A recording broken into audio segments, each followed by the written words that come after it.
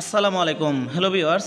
আজকে আমি আপনাদের দেখাবো 200 বছরের পুরনো তেঁতুল গাছ, যেটা রাস্তার মাঝখানে অবস্থিত এবং এটা হচ্ছে আদিবপুর গ্রামে, মিথুলামা গ্রামের পাশেই। এখানে দেখেন এই তেঁতুল গাছটি, এটাকে বলা হয় জিনের গাছ বা ভূতের গাছ।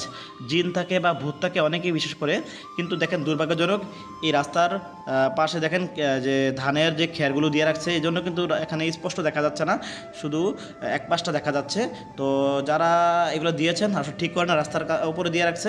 এগুলো যখন সরিয়ে ফেলে তখন অনেক সুন্দর দেখা যায়। তো এই গাছটি দেখার জন্য আমি চলে আসছি আজকে। খুবই আমার কাছে ভালো লেগেছে। আসার পথে যে দেখলেন যে তাল গাছের সারি সারি সুন্দর পথ, তো এই যে আদিবপুর গ্রাম এবং যে মিথুলামা গ্রাম, এই দুইটি গ্রামের মধ্য দিয়ে আসতে হয়। দেখেন এই যে পাশে যে খেরগুলো না থাকলে অনেক ভালো লাগতো, অনেকেই ঘুরতে আসে। এই খেরের কারণে কিন্তু সৌন্দর্যটা নষ্ট হয়ে গেছে। যখন খের থাকে না, শুকিয়ে নিয়ে যাবে, অল্প কয়েকদিন পর নিয়ে যাবে, তখন এই এলাকাটা বা এই গাছটা অনেক সুন্দর দেখাবে। তো যাই হোক, আমরা আসছি, এই দেখেন চারপাশে কিন্তু নারকেলের গাছ। এই গাছের যে ভিড়ের মধ্য দিয়ে আমরা সুন্দরভাবে চলে আসছি। আসলে কুমিল্লাতে নিমসার বাজার, সবাই চিনেন নিমসার বাজার, ঢাকা কুমিল্লা হাইওয়ের পাশে নিমসার বাজার। এই নিমসার বাজারের একটু আগে, অর্থাৎ একটু আগে বলতে একটু পরে, ঢাকার দিকে নিমসার বাজার নেমে আর একটু আধা কিলোমিটার আপনার হাতের ডানে যেতে হবে। তো আপনার যখন কুমিল্লা থেকে যাবেন ঢাকার দিকে নিমসার বাজার, তখন আপনি হাতের বামে নামবেন, আপনি চলে আসবেন ফ্লাইওভার দিয়া বা যেভাবে আসতে পারেন রাস্তা ক্রস করে হাতের ডানে। তো আধা কিলোমিটার, এখান থেকে রিক্সা নিয়ে নেবেন, 10 টাকা নিবে বা 20 টাকা নেবে আধা কিলোমিটার। যেগুলো আদিবপুর যাওয়ার সিএনজিগুলো যেখানে থামে সেখানে যাব। তো সেখান থেকে আপনি আদিবপুরের সিএনজিগুলো যাবে মাত্র 25 টাকা করে নেবে এই তেঁতুল গাছে।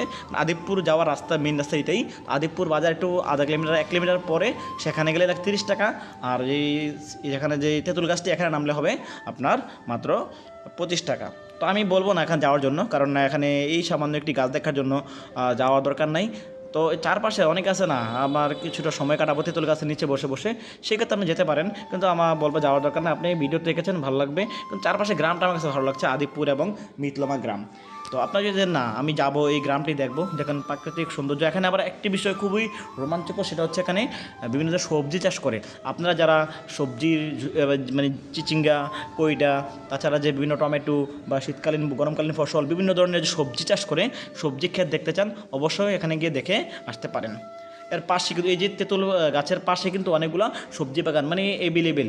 নিমসার বাজার কিন্তু বিখ্যাত সবজির জন্য, এই সবজিগুলো কিন্তু নিমসার আশেপাশে হয়। তো যারা যেতে চান অবশ্যই যেতে পারেন, কিন্তু আমার মনে হয় যে সামান্য এটা দেখার জন্য না যাওয়াই ভালো। কিন্তু আমার কাছে ভালো লাগছে, আমি যেহেতু ট্রাভেল করি, ঘোরাঘুরি করি, প্রকৃতিপ্রেমী, একটা ন্যাচারাল লাভার হিসেবে আমার কাছে ভালো লেগেছে। তো আপনাদের কাছে কেমন লেগেছে জানাতে পারেন।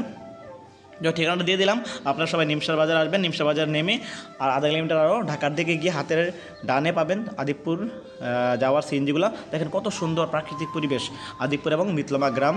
যাই হোক, এই আমাকে আকর্ষিত করেছে এখানে যে ভূতের গাছ বা জিনের গাছ। এখানে নাকি জিন থাকে, ভূত থাকে, রাতেরবেলা কেউ আসে না। এই যে দেখেন চারপাশে যে সুন্দর সুন্দর তাল গাছের দৃশ্যটা খুব ভালো লাগছে। তো আমি আসছিলাম, এখন জিন ভূত পাই নাই।